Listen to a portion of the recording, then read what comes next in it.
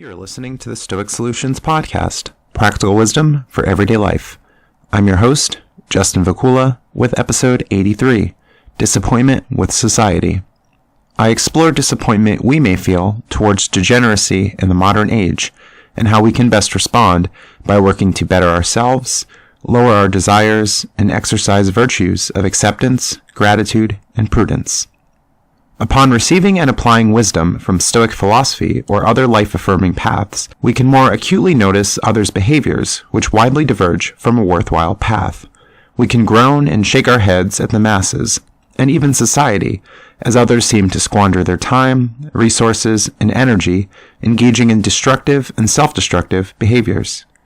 We can feel like we don't fit in, unconcerned with the priorities others seem to have, those who lead much different lives than ours, and even we can feel great disappointment and loneliness. We wonder why others won't change their ways, stop making excuses, and stop creating problems for themselves. Seneca, in his letter titled On the Degeneracy of the Age, observes that all eras of humankind are filled with vice and ruin. Degeneracy, he calls it. While the actors and vices may change, vice remains, and degeneracy continues. He writes to his friend, "You are mistaken, my dear Lucilius, if you think that luxury, neglect of good manners, and other vices of which each man accuses the age in which he lives are especially characteristic of our own epoch. No, they are the vices of mankind and not of the times.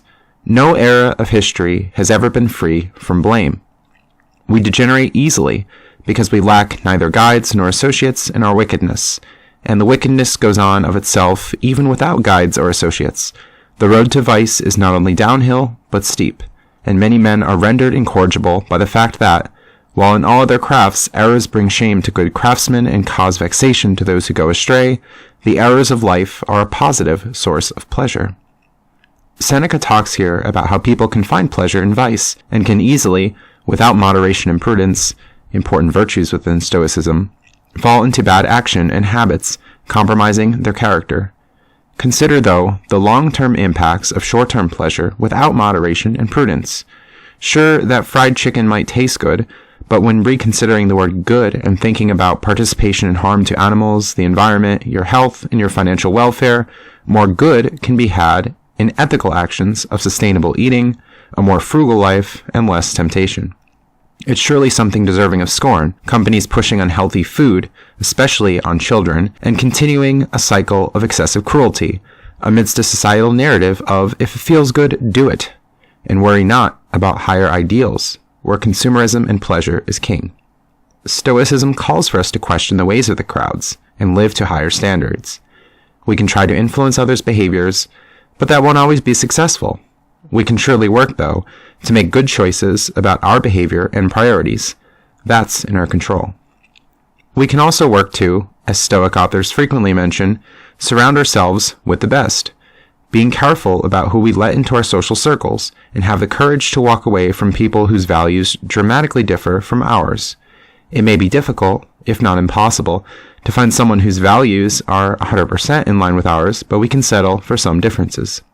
Rather than continuing to persuade or influence others, especially when they do not want to participate in their own recovery, we can retreat into ourselves and amongst those who mesh well with our values, working to better ourselves and the common good. We can come to accept that others will continue in wretched ways, and will, because of their lack of wisdom, fall away from a path of virtue. We can be in the crowds, but not of them. Stoics aren't calling for a complete retreat from society, but rather for our participation in it, utilizing our strengths to improve humanity at large. We can survey our strengths and find a fitting role to help others, continue journey of self-improvement, and even fight back against degeneracy. Perhaps we won't want to defend a society we deem corrupt, we won't fix everything, but we can work to shine a light of virtue on some areas with those who are eager to change, participate in our personal journey, and we can help others. We can find reasons to press on in a world which is, overall, not matching our liking. We may experience a desire to see the world in a certain way, knowing the potential is there, but then experience sadness because corruption persists in society. We can come to accept a fallen nature about things, this common symbolism in many traditions, religious and not, and thrive in the spite of suffering, lowering our desires or expectations. We can see tragedy as motivation to act in a world with renewed purpose. We can work to find meaning in a fallen world the best we can, observing small victories, adding humor, treating others well, and cherishing moments which go well in life. We can experience a sense of gratitude for being able to identify emptiness in popular ways of living. We can be happy that we've broken away from bad habits and values that we lament. We shall prefer an examined life, although it might come with disappointment. That's better than being unaware or in being in a state of self-destructive ignorance. I talk about this in fuller detail, why ignorance is not bliss, back in episode 43. Others may seem happy, but ultimately they suffer, mostly in silence, as their vices often catch up with them. There's admittedly some joy in taking money from the foolish, arrogant gambler who treats others poorly. Bullies from high school, well, they've ended up in legal trouble, and they don't seem to have amounted to much in life. Those who mock my frugal ways suffer stress following their irresponsible spending habits. Male feminists receive the ire of Me Too. Those who preach against homosexuality are revealed to be self-loathing gay men who are publicly embarrassed. Even if others aren't publicly exposed, they suffer within. The Stoics allure us to the fact that one truly cannot escape injustice.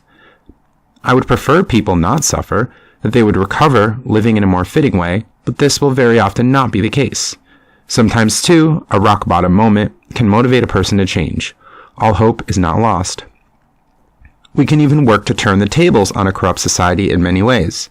In a recent episode, I mentioned profiting from lucrative offers credit card companies put forth in order to profit from customers who fail to make payments on their debt, as they rake in late fees, interest rates around 20%, and they gain money from lack of moderation. Many have talked about how they lack so much discipline that they won't even own a credit card, but they miss out on so much in the process.